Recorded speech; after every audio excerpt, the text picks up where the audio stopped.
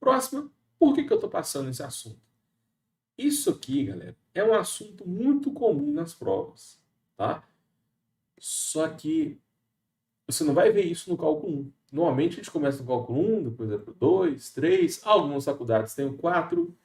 Então, normalmente, as faculdades cobram isso lá no cálculo 2 ou no 3. Eu já vi cobrar no cálculo 1 também. Só uma introduçãozinha. É um assunto muito comum em prova e por isso que eu escolhi esse tema. Muitos alunos travam nessa matéria, sabe por quê? Porque para você fazer os exercícios de equações diferenciais, você tem que saber limite, tem que saber derivada e tem que saber integral. Então, é uma matéria mais avançada. Você não começa a faculdade, né? Primeira matéria de cálculo não vai ser equações diferenciais, porque você tem que ter uma base muito boa já. E é por isso que os alunos travam muito.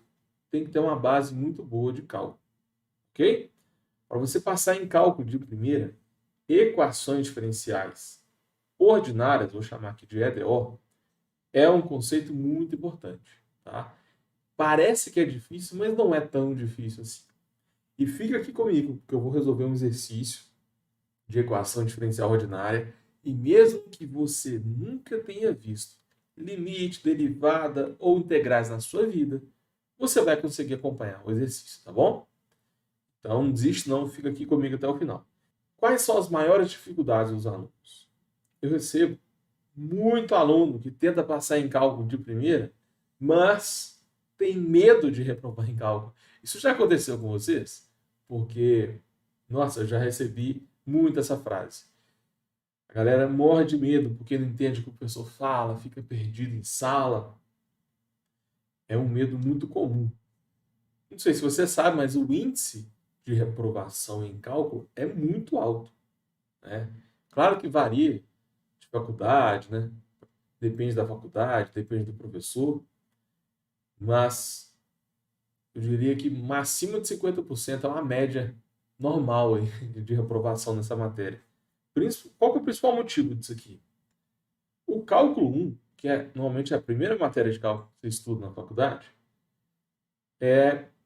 o aluno veio do ensino médio acostumado, né, com, com o estilo, com a dificuldade do colégio. E aqui é completamente diferente. O estilo de aula, o professor passa a matéria correndo, ele assume que você já sabe muita coisa, você tem que revisar toda a matemática do ensino médio, revisar mesmo, porque se você não entende a matemática do ensino médio, você não consegue nem acompanhar o que o professor fala em sala.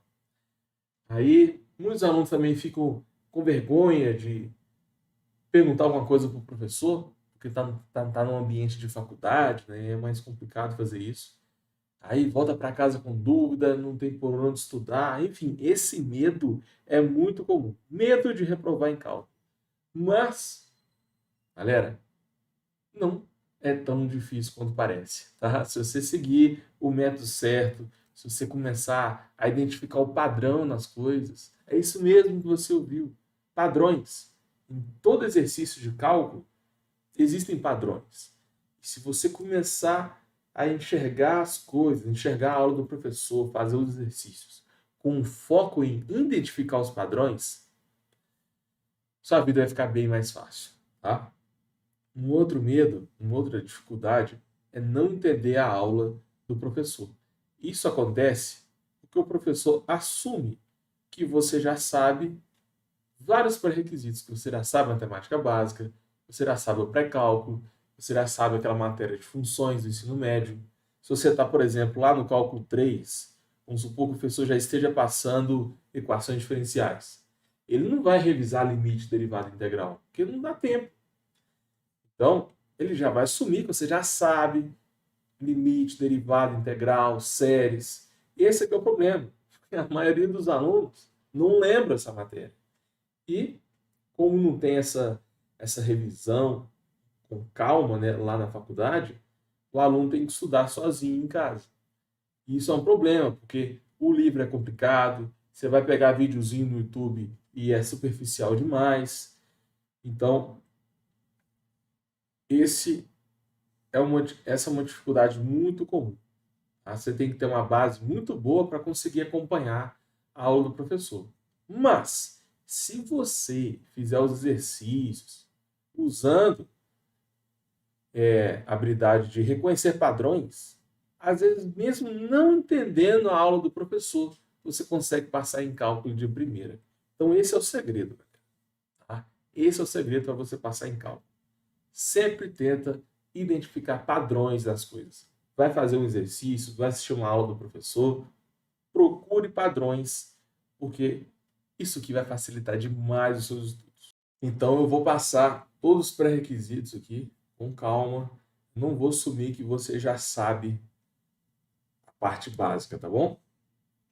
Como a gente vai estudar equações diferenciais, você tem que ter uma noção de derivadas. Primeira regrinha é a regra do produto. Para você derivar um produto, derivar é quando você coloca esse símbolo aqui.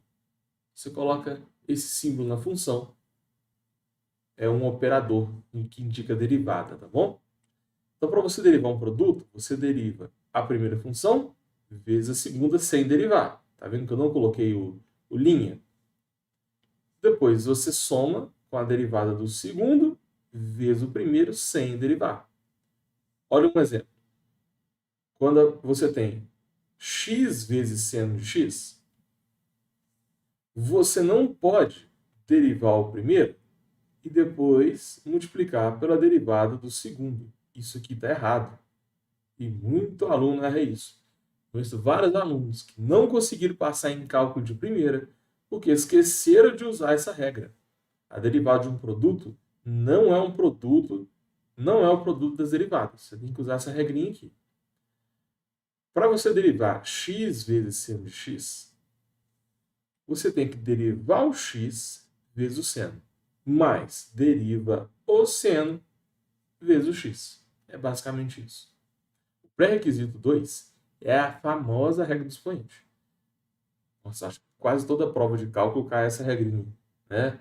Para você passar em cálculo de primeira, você tem que ter velocidade na hora de usar a regra do expoente, porque ela é muito comum. Às vezes, no mesmo exercício, você usa a regra do expoente várias vezes. Quando você tem x elevado a um número, então pode ser x elevado a 10, x elevado a 3, x elevado a qualquer número, tá? Mas tem que ser número, não pode ser tipo x elevado a 100 de x. Não pode. Se tiver, sei lá, 3 elevado a x, aí o número está na base. Então, estou te mostrando casos em que você não pode usar a regra do quociente. Do quociente não, regra do expoente, né? Nesses dois casos aqui, você vai usar uma outra regra de derivação. E eu já vi muito aluno que não conseguiu passar em cálculo de primeira porque usou a regra do expoente quando não podia usar. Muito cuidado com isso, tá? X elevado a um número, você vai baixar o número, depois fica x elevado ao número menos 1. Só isso. Vou colocar um exemplo. X elevado a 99. Baixo o expoente, x elevado a 99 menos 1, que é 98. Só isso. É uma regra de derivação muito comum. E a gente vai precisar desses dois conceitos aqui, principalmente o 1 e o 2, para resolver o exercício de hoje, sobre equações diferenciais.